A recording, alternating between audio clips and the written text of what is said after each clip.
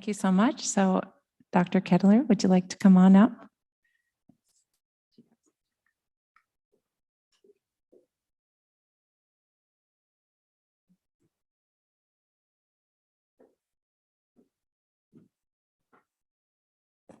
Hi, I'm Erica Kettler. I'm a vascular surgeon at the Albuquerque VA, and I really appreciate the privilege to be able to introduce our first inaugural speaker, who I know there was a lot of discussion with the last three about how you form your career path. And I will say, Dr. Hinshaw, definitely we crossed paths, and he's been nothing but supportive. Exactly 10 years ago this month, we were on a surgeon and suffering panel at the American College of Surgeons in Chicago. So here we are 10 years later with lots of growth and lots of new faces. And I really look forward to the discussion you're going to have today to kick us off as our inaugural speaker. So I do want to introduce him. He's very prestigious, and I think we're all very lucky to hear from him. Not only is he a wonderful published author, but he's a wonderful person, friend, and mentor. Dr. Hinshaw is a professor emeritus of surgery at the University of Michigan and a consultant in palliative medicine at the University of Michigan Geriatric Center there in Ann Arbor. He was an original member of the American College of Surgeons Task Force on Surgical Palliative Care, which later became the Committee on Surgical Palliative Care.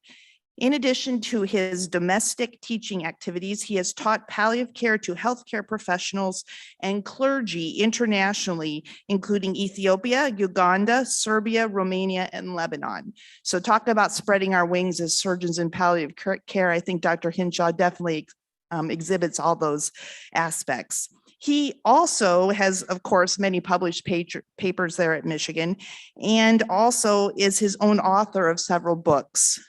His scholarly interests are currently focused on the problem of suffering and spirituality as they affect the human condition. He's the author of a forthcoming book. So get on I guess you should have a sheet in the back to sign up so we get the autographed copies as they come out, on Thriving in the Face of Mortality, Kenosis and the Mystery of Life. That's from Cascade Books from Eugene, Oregon. So that's the plug to him. But I think as a person, a friend, and a mentor, I really look forward to having all of you hear how wonderful he is and really speak on a topic which holds really true to who I am as a daily practicing clinical surgeon.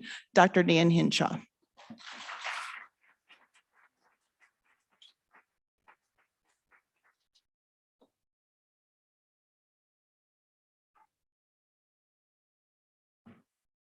Thank you, Erica. You're very kind.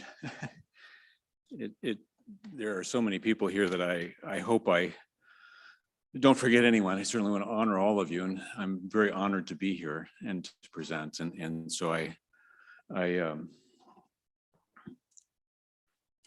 looks like I need to probably ask one thing about do I ask for each slide to be move forward? Okay.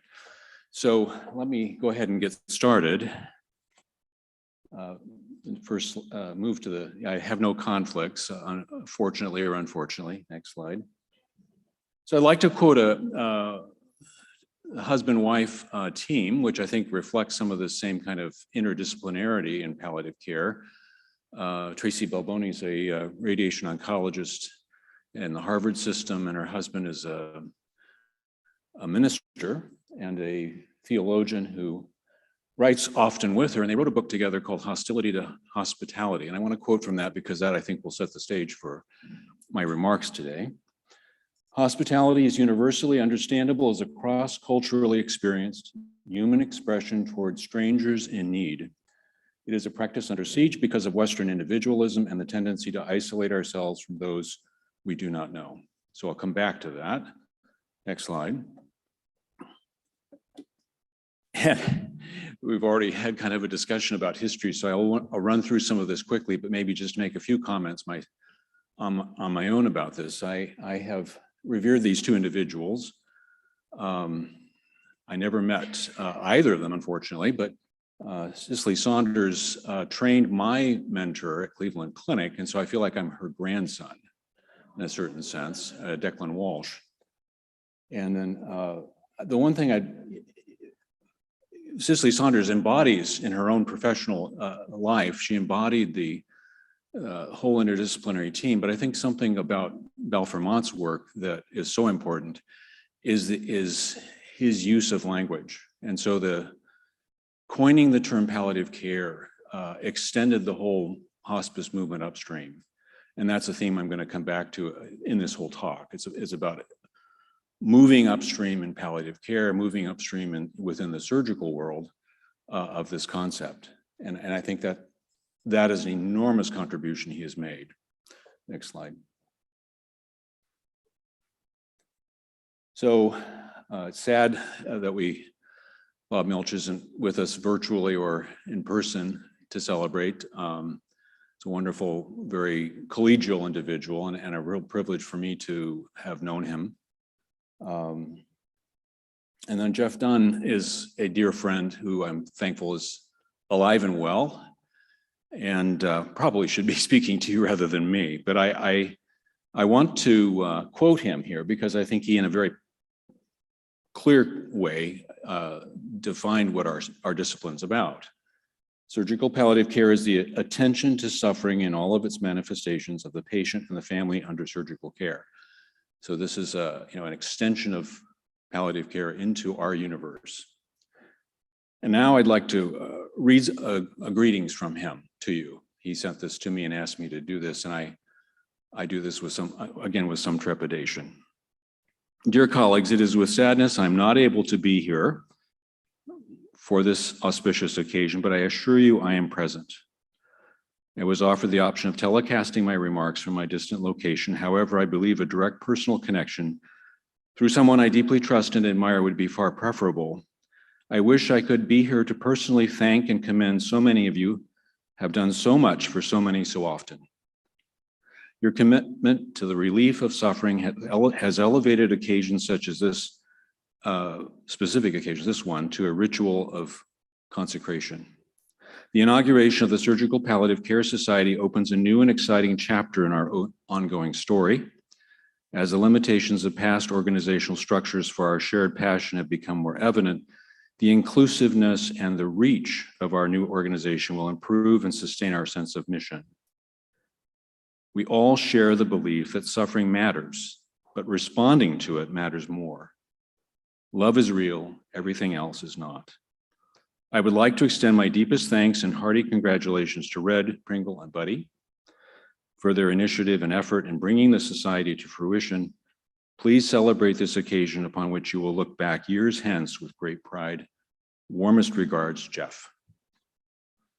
Next slide.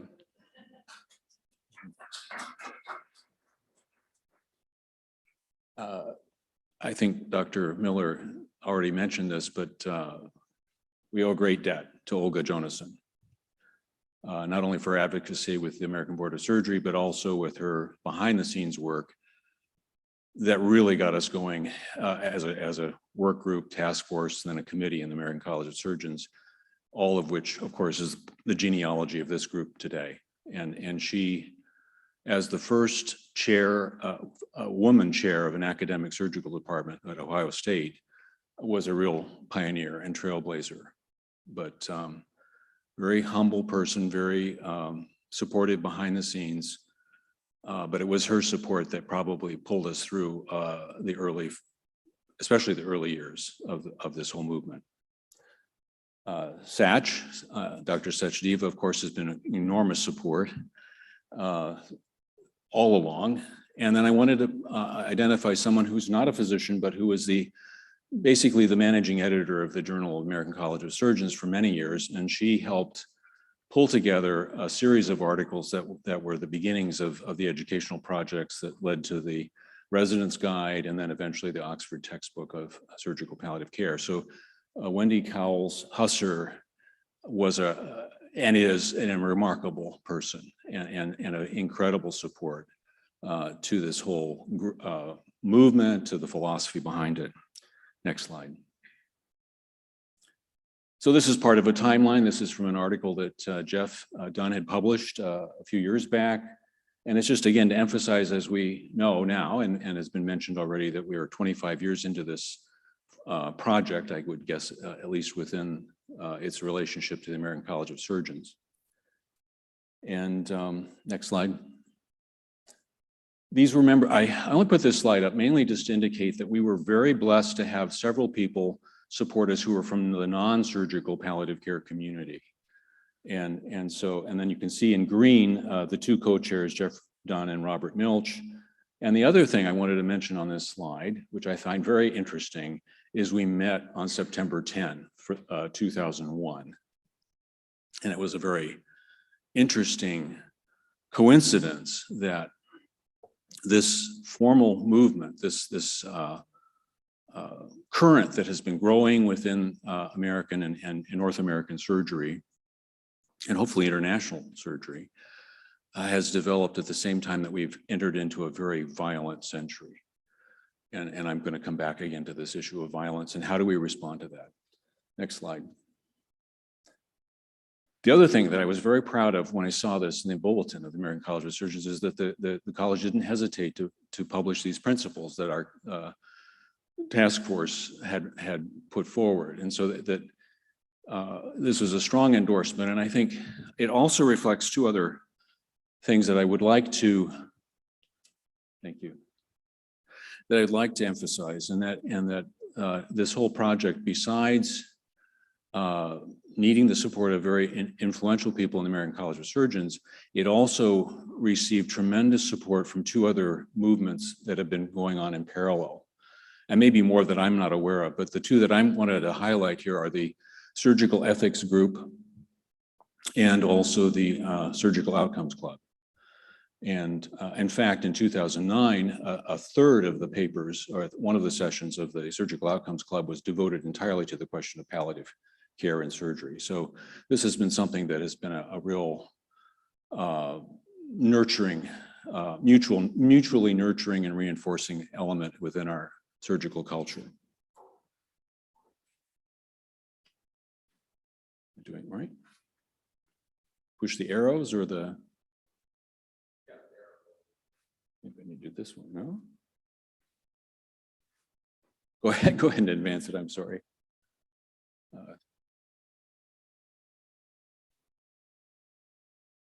And so these are already mentioned, the Resident's Guide, and then the Oxford text that Ann Mosenthal and Jeff Dunn edited. And next slide. I think there are two other things that really stand out in terms of the influence of this movement and the organization coming out of the college. One is that now cancer centers are judged on the basis of whether they have palliative care teams. And of course, this used to be gamed, and I can speak to that directly. Even at my own institution, at one point, there was a certain amount of gaming that went on, but they've been held, the feet have been held to the fire, and these changes really have occurred. And so I think that this is really beginning to be felt in the care of patients who have at least this advanced illness. Next slide. I apologize, I couldn't get the updated list. I tried for the current committee membership, and I know that some of you in the room here are probably part of that committee membership, and but I wanted to mainly highlight Ann Mosenthal's role, which has been tremendous.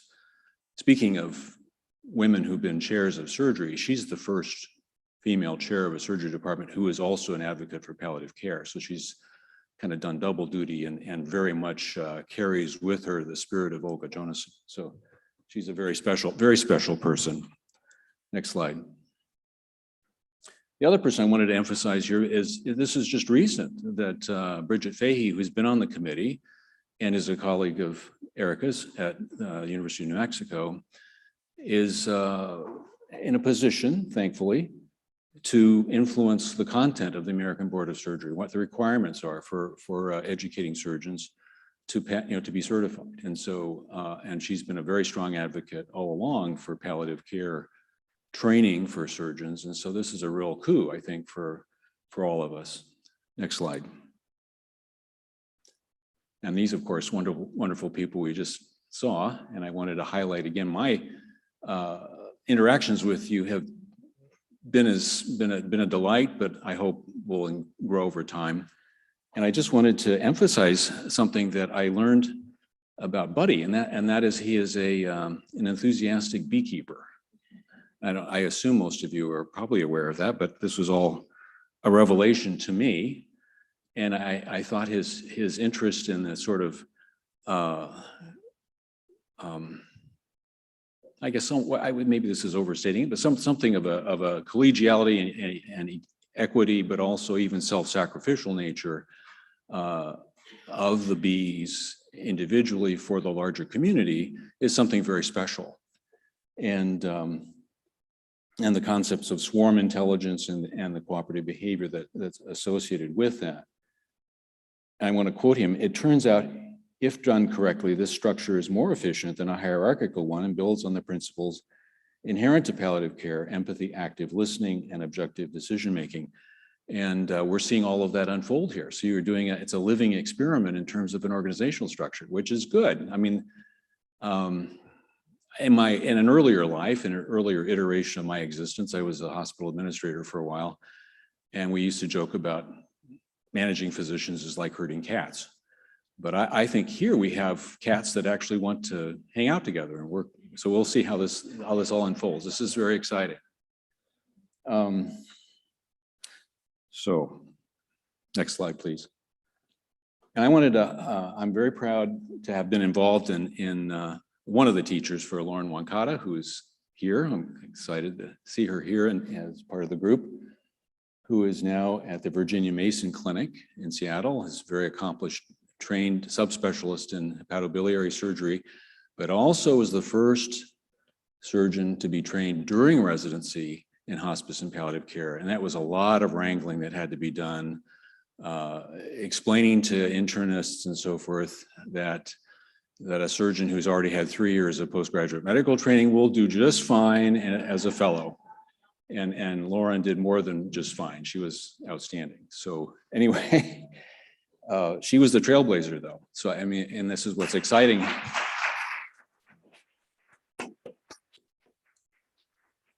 It's exciting really to see all of you.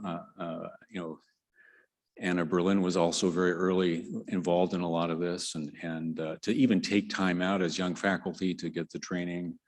I mean, that's a big sacrifice to make, but it's also a wonderful thing that you do that. Next slide. I saw this somewhere in my searching, and I hope that Dr. Logie or Logue will forgive me for probably hopefully I'm not mispronouncing her name, but I wanted to quote her here because her career plan is to be an acute care surgeon, but one that also does palliative care. And she's following the pathway that Lauren did, that Lauren initiated. "Training in palliative care will provide me the tools I need to palliate my patients both before surgery and after. As a future trauma and critical care surgeon, it is an unachievable goal to cure every disease or traumatic injury. My goal as a surgeon is to heal patients and their loved ones in life as well as death." And I think it's just a beautiful statement. So I look forward to hopefully meeting her someday. Next slide, please. This is old data. I think there are more than 77 surgeons that are certified in hospice and palliative medicine. And I met one of you earlier who was about to take the exam, so hopefully you'll be pushing that up higher. But I've seen various numbers quoted. I think we're still ahead of OBGYN anyway. So we can work at this a little bit harder maybe. Next slide. Now, this is sort of shifting to my main theme. And I wanted to just extol the fact that not only is American surgery blessed with very highly developed trauma systems, but of course, trauma is sort of at the heart and core of what surgeons have done for eons, you know, even in prehistory. We dealt with wounds and physical wounds, but also now hopefully more than just physical wounds. But I wanted to quote this from the ACST QIP palliative care best practices and guidelines. The first two bullets I wanted to kind of concentrate on. Best practice palliative care is delivered in parallel with life-sustaining trauma care throughout the continuum from injury through recovery. And the unit of care is the patient and the family. Next slide, please. And I wanted to just look at these in a little bit more depth. So this first bullet, it really is an excellent model of integrating palliative care with acute care of trauma patients, but it's really based on a reactive approach. This is sort of what we do in medicine, and in surgery is not much different from the rest of the medical system. We react, we deal with something that's happened. And the question is there something we can anticipate? And then the second bullet, the unit of care is the patient and family. This is the classical unit, clearly, in palliative care. But would it be ever reasonable to consider that the unit of care could conceivably extend beyond the family to the community, especially when we think about trauma? So keep that in mind as we go forward. And then I wanted to honor two other individuals here that I think have played a major role, certainly in trauma in the United States. And also in support of palliative care. David Hoyt, as the executive director of the college, was very supportive all the way along during his tenure of the task force work group committee in its current form. And then Ron Mayer also has been supportive. And there was a wonderful anecdote that Red Hoffman has on her podcast that talks about their meeting when I guess the last face-to-face meeting of the college, where you met together and you had a dinner. Correct me, stop me if I'm saying this wrong, but there was something very beautiful that the assertion was made about acute care surgery, that it involves emergency surgery, trauma care, and surgical critical care. And Dr. Mayer apparently made you pause and said, well, no, it's not a three-legged stool, it's a four-legged chair. And the fourth leg is surgical palliative care. And so I want to honor him for that. The other interesting, completely irrelevant note I want to make is that when I was a young surgeon coming out of training and did a postdoctoral fellowship in immunology at Scripps down the road here, I went in the same lab that Dr. Hoyt and Dr. Mayer had been as well. So I don't claim to have progressed to the same levels that they have in the profession, but it's ironic that we all three were in the same lab under the same mentor. Next slide. So coming to the theme of the meat of the presentation, this is something that is in process of being reviewed, I guess, for publication, but it comes out of a UC Davis, University of California Davis violence prevention research program. And it's a very interesting observation I wanted to kind of present to you. And specifically, I'll read it. Nearly 80% of respondents, this is in a survey, think political violence in general is never justified, while 20% think it is sometimes, usually, or always justified. This is talking about American society at the current time. However, nearly 80% do consider violence at least sometimes justified to advance one or more of 15 specific political objectives. And then the definition here that they give in the preprint is that political violence is, quote, violence aimed at political ends, controlling or changing who benefits from and participates fully in US political, economic, and social cultural life. I want to make it very clear up front, I'm not interested in partisan politics in this talk, but I want to talk about politics in a different sense. And I'll define that in a moment. Next slide. So as I alluded to earlier, historically, surgery has been centered on the care of wounds and the wounded, especially victims of trauma, violence, and war. And the question, these are the questions I want to pose to you now. Can surgical palliative care move upstream, even proximal to the violence causing the trauma? Can we and should we? Is it possible to address suffering at its source? Can we engage in transforming culture of violence? And if we chose to do this, or it chose to engage with it, how? So this is the next slide. So I need to go back to first principles. There's I think a role model for us in thinking about this kind of approach from the 19th century, and this is Rudolf Virchow. Most of us in medical school were very familiar with the fact that he's sort of the father of anatomic pathology, cellular ideas about where disease emerges and so on. The other part of it we don't sometimes recognize so much is his role as the father of public health, what we would now recognize as modern public health, and also medical anthropology. And one of his famous quips is this: medicine is a social science and politics nothing but medicine on a grand scale. And so his argument is that medicine extends beyond biology to include the social determinants of illness and health. And this revelation came to him when he was a young man. In 1848, he was given an assignment to go into Silesia, which was a part of East Prussia. It was Polish-speaking, quotes, backward part of the country that had had a typhus outbreak.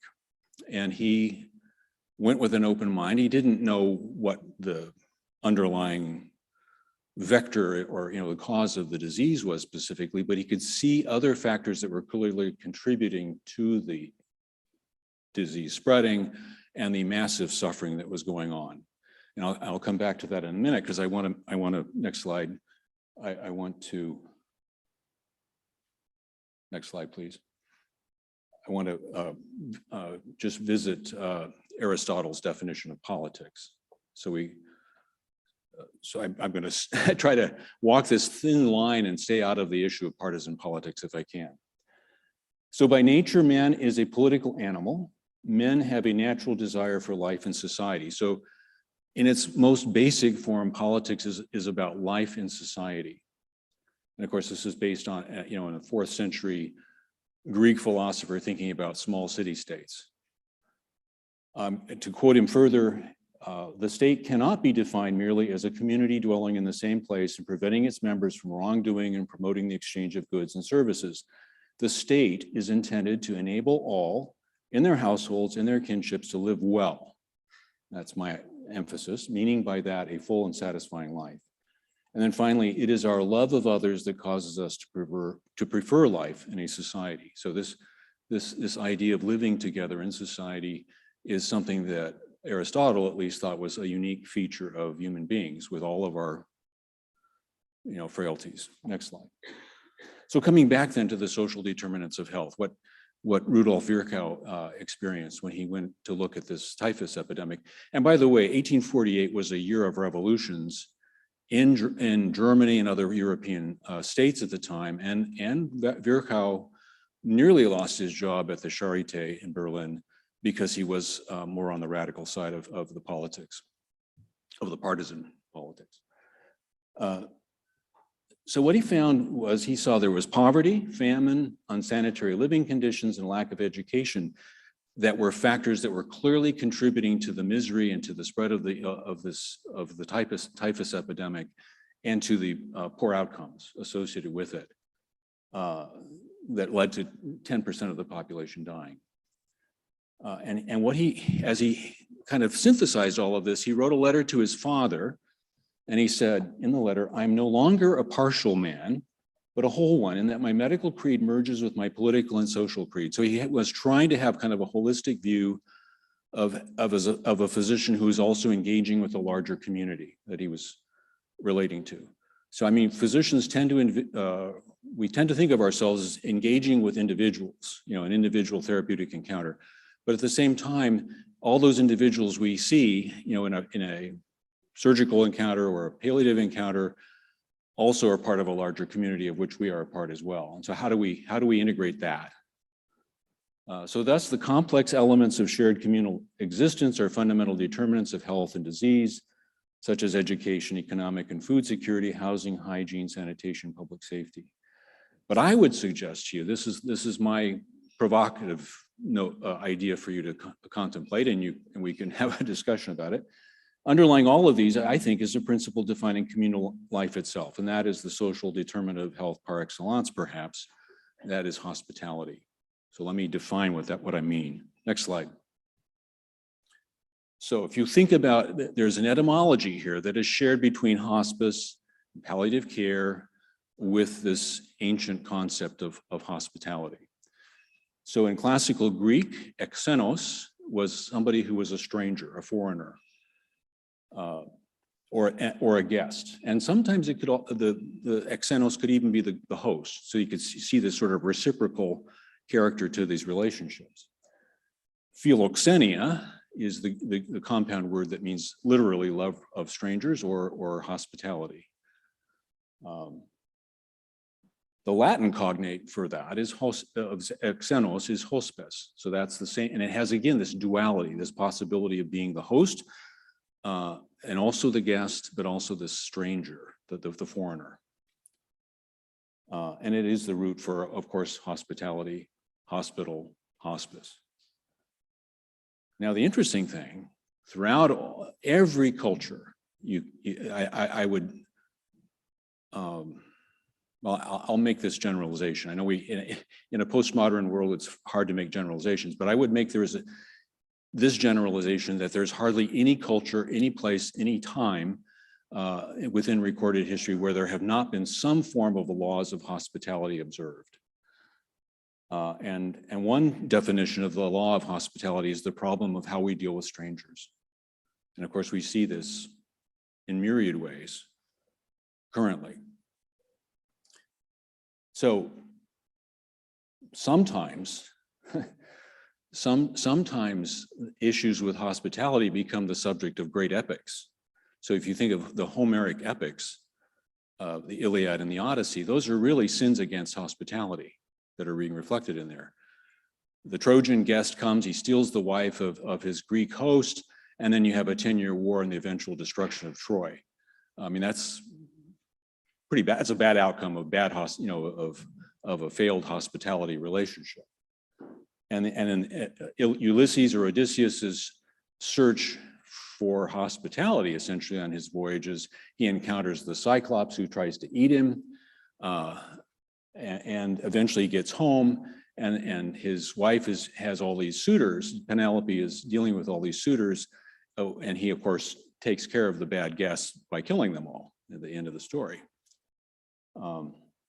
So there is a sense of a reciprocal nature of the host-guest relationship. So there are rules of how to be a good host in every society where there's the laws of hospitality are observed, and there are also rules about how to be a good guest.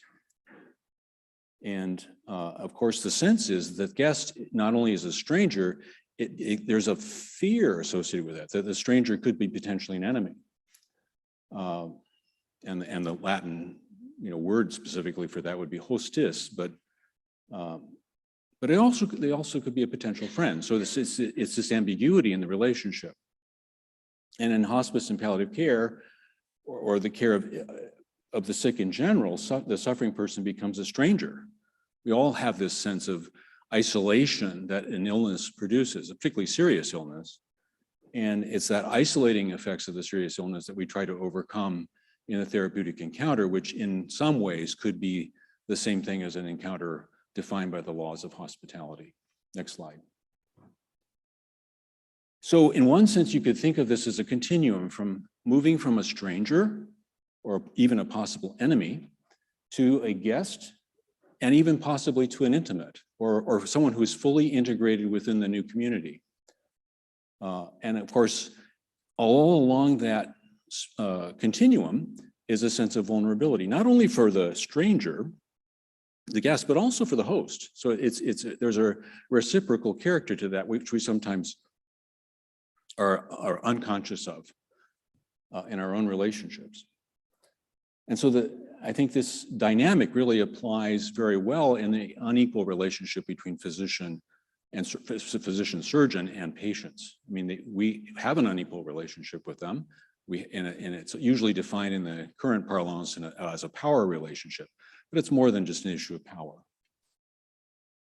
And then, of course, the whole concept of boundaries that we emphasize in training our physicians and residents and so on, maintaining helpful boundaries between patient and provider. This, again, is something that comes out of the laws of hospitality. Next slide.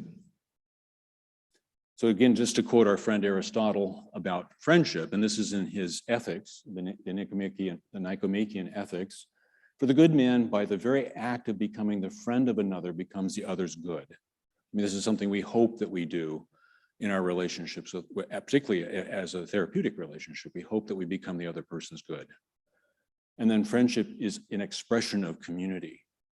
These are, of course, idealized statements, but this is something that I throw out as part of this discussion. Next slide. I already talked about the bad host. Next slide. And the bad guest. Next slide. All right. So the other thing I want to emphasize, I mentioned it before, but hospitality is something we can't escape from. It's pervasive, it's ubiquitous, and so it's expressed in almost every culture and religion. And even the laws of nations are basically, at their root core, they're based on the laws of hospitality. So the very first academic work that I'm aware of that was done on this issue was done by a professor at the University of Salamanca about 10 to 20 years after Cortez's conquest of Mexico. Because he was horrified. He said, well, Cortez has been a bad guest. He slaughters his host. And so they were trying to work through this whole issue of guest-host relationships. And of course, realizing that the basic, I won't go too far into this, but the basic laws of nations in terms of its hospitality component is that you should have free egress or free movement across borders, but you also shouldn't outstay your welcome. And this, of course, is the fundamental problem. We haven't been able to figure that out even with our own borders. But you can see that's what the fundamental question is, really, that the politicians have to work through, and usually through a compromise. And of course, that's what the hospitality is all about. It can't be, usually very idealized circumstances don't play out, but don't overdo it one direction or the other. So there's a balance. So anyway, the footprint then of hospitality can be found in nearly every human interaction. Next slide, please.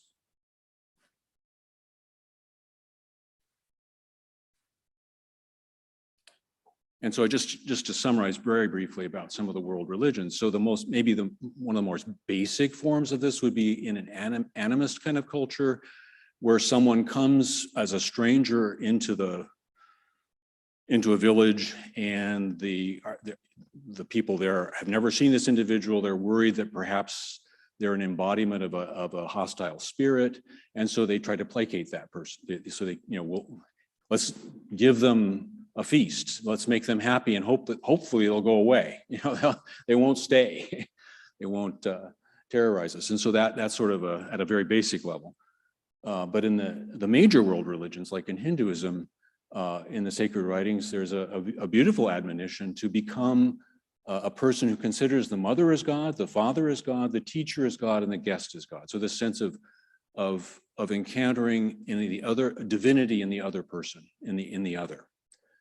In Buddhism, hospitality is tied to giving, not only in the sense of physical support, alms, food, shelter, but also giving of one's personal time, giving oneself. Next slide. Within the Abrahamic traditions, the three great Abrahamic religions, Judaism, Christianity, and Islam, there's a shared reverence, for the encounter between Abraham and these three mysterious visitors that come and announce that he and Sarah, late in life, are going to have a child.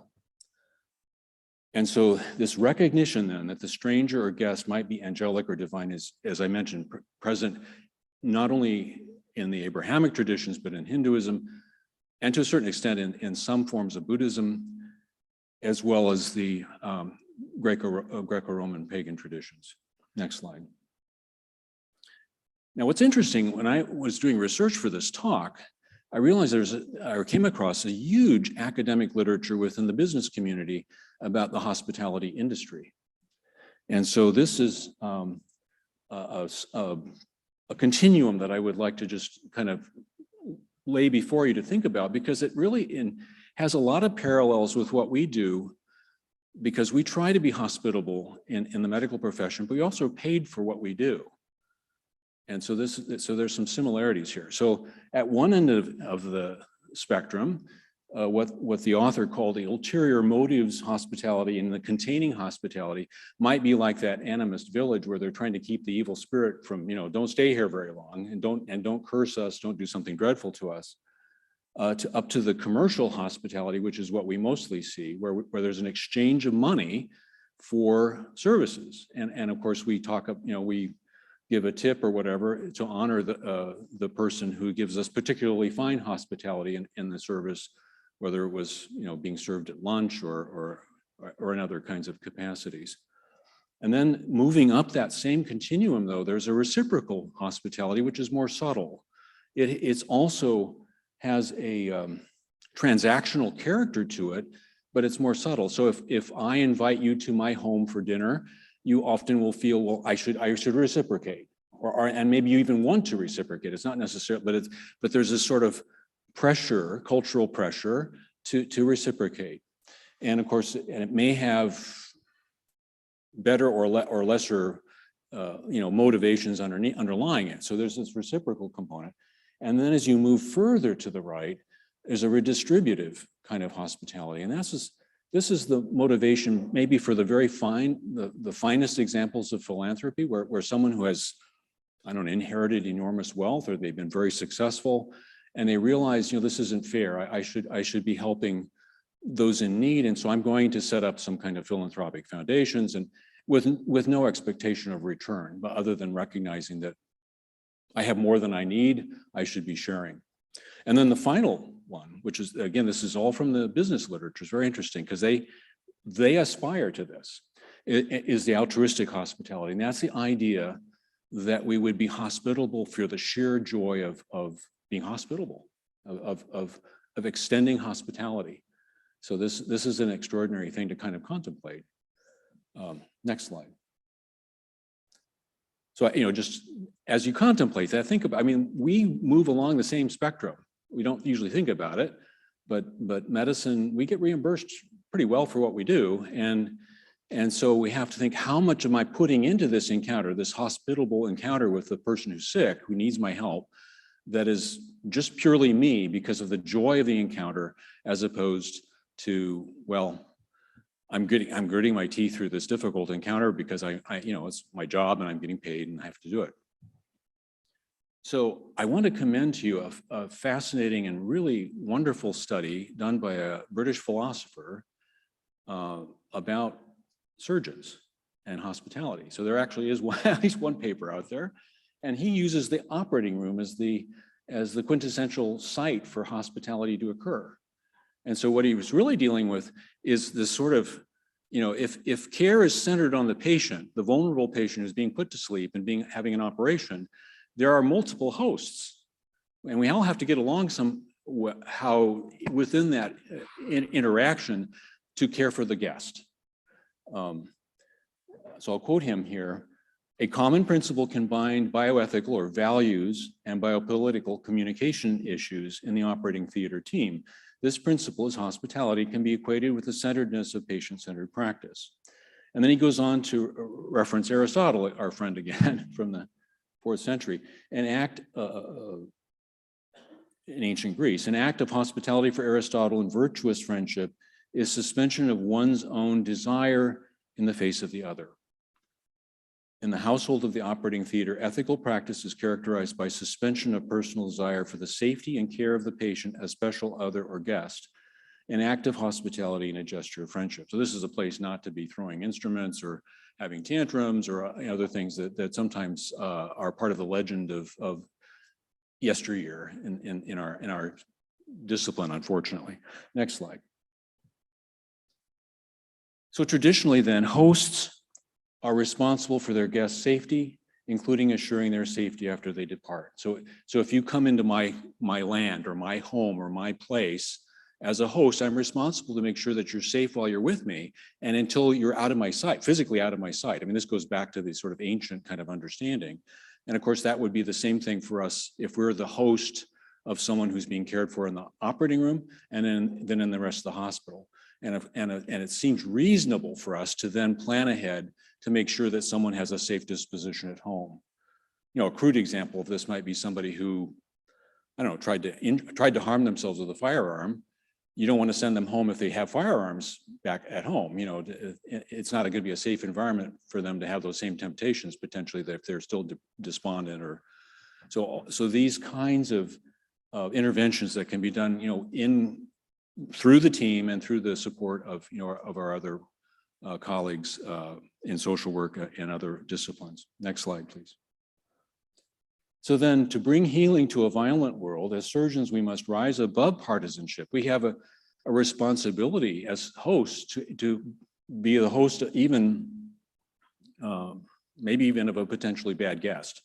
So this, we have to, obviously we have to maintain our own safety and so forth, but at some level, we have to take a risk in favor of the guest. Regardless of what our identity or their identity. A hospitality grounded in compassion then for the suffering and mortality that define the human condition, which is at the heart of the palliative care, is the hospitality that we need to practice.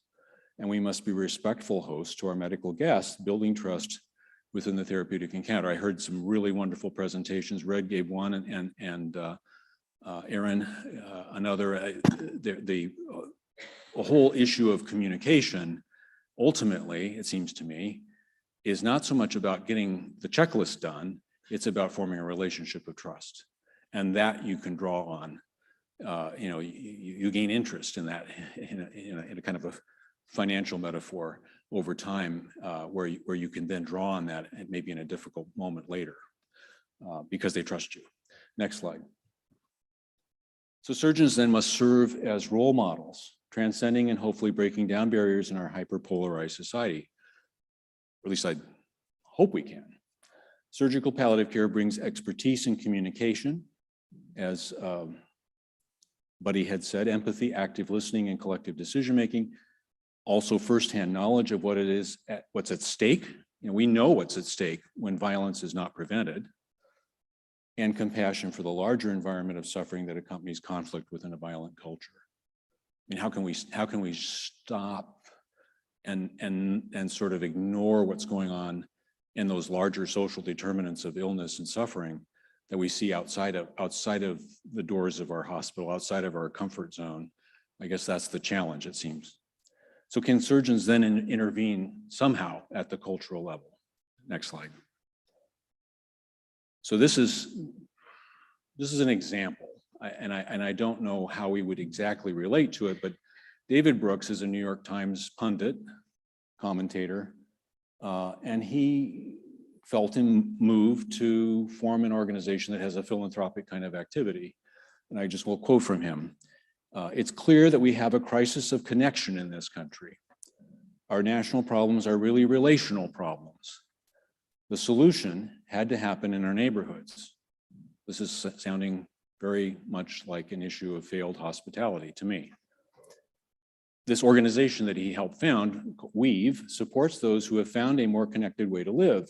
Weave's mission is to invite everyone to start living like a weaver and shift our culture from one that values achievement and individual success, not that those are bad, but shift the focus a bit, to one that finds value in deep relationships and community success. So the sense of a communal relationship.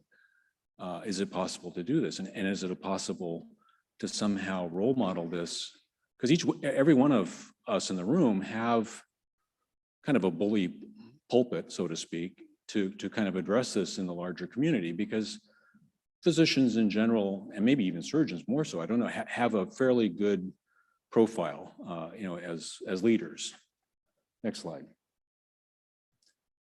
The other thing this is a very recent article, I think that's just, maybe it's still in press, but I thought this was very striking. So they did a study. I think most of this was done in Chicago, but they basically, of course, I don't know how people would trust you, but the idea was to have the study subjects would receive a hot cup of hot chocolate or something randomly given to them by someone who just said, you look like you could benefit from some hot chocolate, I'm going to give it to you.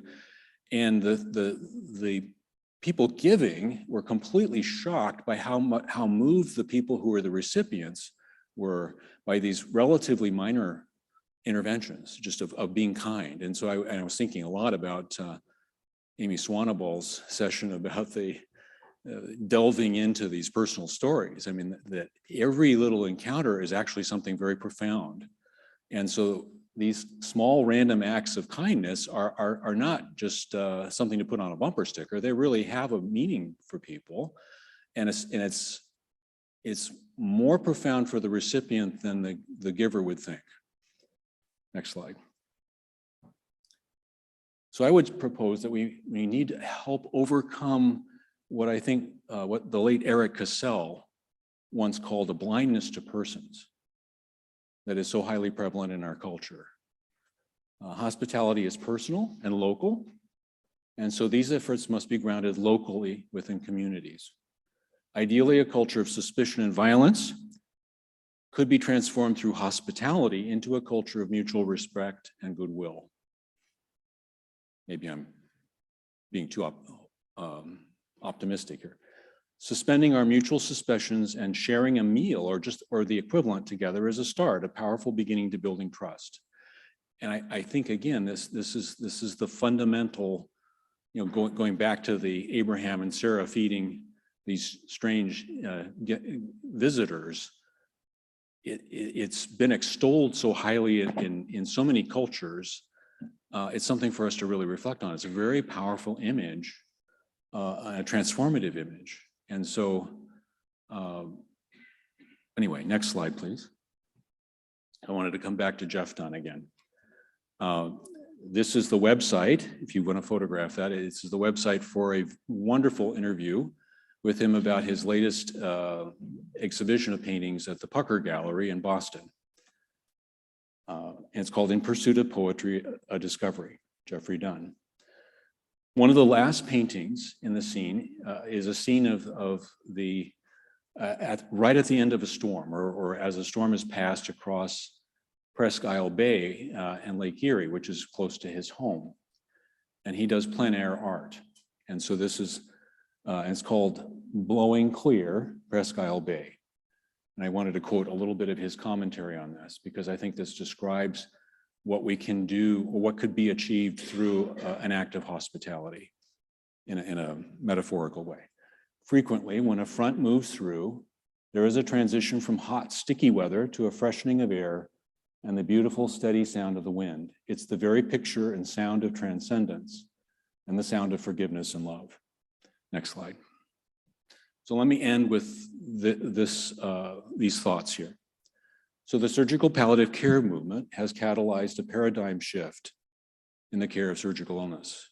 This is really an extraordinary thing. Think about this.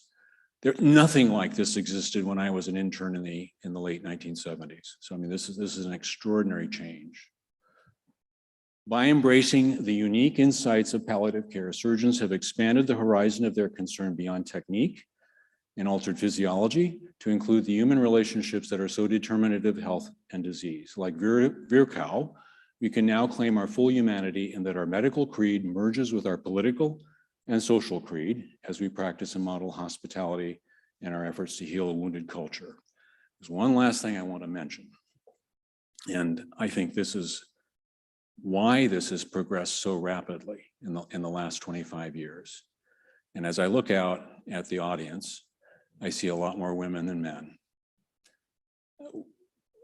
Us guys take a lot longer to figure these things out. And the fact that medicine has demographically undergone a shift. I had, I don't know, no more than 15 to 20% of my medical school classmates were women probably, and a lot of them had come from nursing backgrounds. It's interesting how they transitioned. But then to see that more than half of medical students matriculating typically are now women, and this is flowing into the surgical disciplines, this is a very good thing. You don't have to necessarily prove how tough you are or how many operations you can do. It's what you do with each individual and how you care for them. The question is, how can we, is it possible for us in some way to take this philosophy of care and this approach into the larger community outside of, can we tackle the larger social world without making it partisan necessarily, but just that we care for everyone and we can be bridge builders or weavers, as David Brooks talks about. Thank you very much.